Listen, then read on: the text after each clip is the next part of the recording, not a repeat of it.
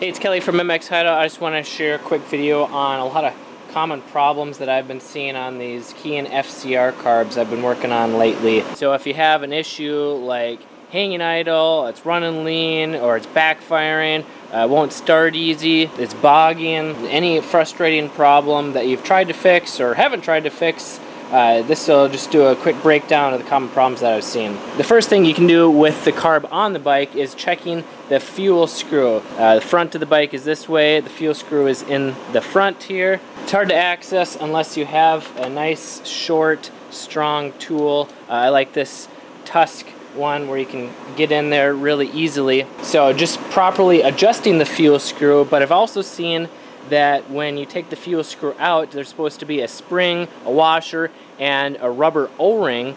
Sometimes that O-ring can be cracked or even missing, or sometimes the whole fuel screw just dropped out because the spring isn't strong enough, it's worn out, or the fuel screw was adjusted too far out. So if it's running lean, you can turn the fuel screw out to richen it, or if it's running too rich, it's sputtering, it's harder to start when hot, you can turn it in clockwise. Every bike is a little bit different. I recommend going like quarter or half turn at a time until it's just right, and if it's more than like 2.5 turns out, then you need a smaller pilot jet, or if it's less than 1 turn out, then you need a bigger pilot jet. Next is the hot start. So you can see this one, the plunger is stuck in there. I have to pull it out here. Okay, that wasn't too bad. It just came off of the cable, but sometimes these hot start plungers can get seized in there, and if they're stuck open, that'll cause an air leak, which makes it run lean, it'll backfire, it'll have a hanging idle. So when you rev it up, it takes a while to settle back down. So adding a little bit of grease to this, making sure it moves in and out properly, making sure that O-ring there is good, as well as the hot start nut, making sure that's not broken, that it's sealing properly, and that there's a little bit of play in the hot start lever on the clutch perch. And sometimes the stock plastic nuts can get cracked, so if you're going to replace it, I recommend getting a billet aluminum one that won't break as easily. Next is the accelerator pump here. So if you pull this apart, you get the spring and the diaphragm, just making sure that there's no tears in it, and making sure that the O-rings are still there. And when you go to test it, fill the carb with gas, and then you just give the throttle a twist, making sure that the accelerator pump here, it shoots a little squirt of fuel, and make sure that when the throttle slide is going up, that squirt of fuel should not be hitting the throttle slide. If it is,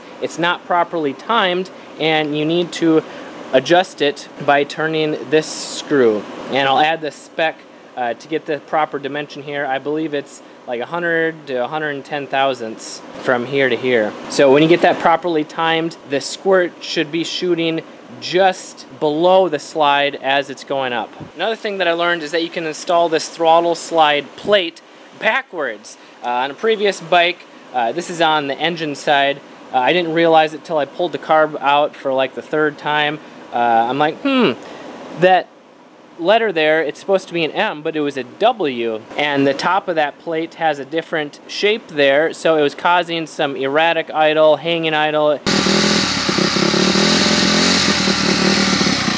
was running terrible from idle to quarter turn throttle. So you have to pull the slide out, flip that around, and then make sure that O-ring gasket is in good shape, it's not cracked or missing, because if it is, that'll cause a vacuum leak, causing it to run lean. Those are the biggest easy things that I've seen, but I've also had to replace the mid-body gasket. So you got the float bowl here, you pull that out, there's an O-ring rubber gasket here. Those sometimes leak. It won't cause major problems other than leaking usually, but once you take that out, there's some screws. You can see this line right here. You pull this apart, and that is where the mid-body gasket is. And on carbs this old, this bike is from an 06, so it's almost 20 years old.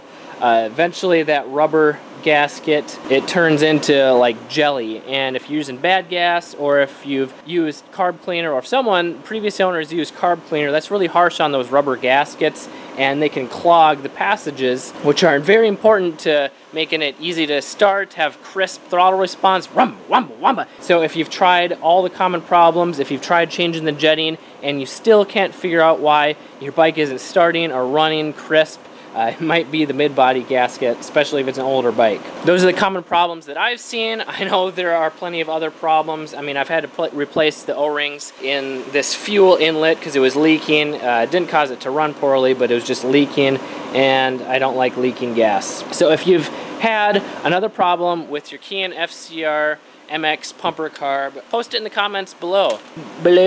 I'm Kelly Fagan from MX Hideout. Ride safe, have fun.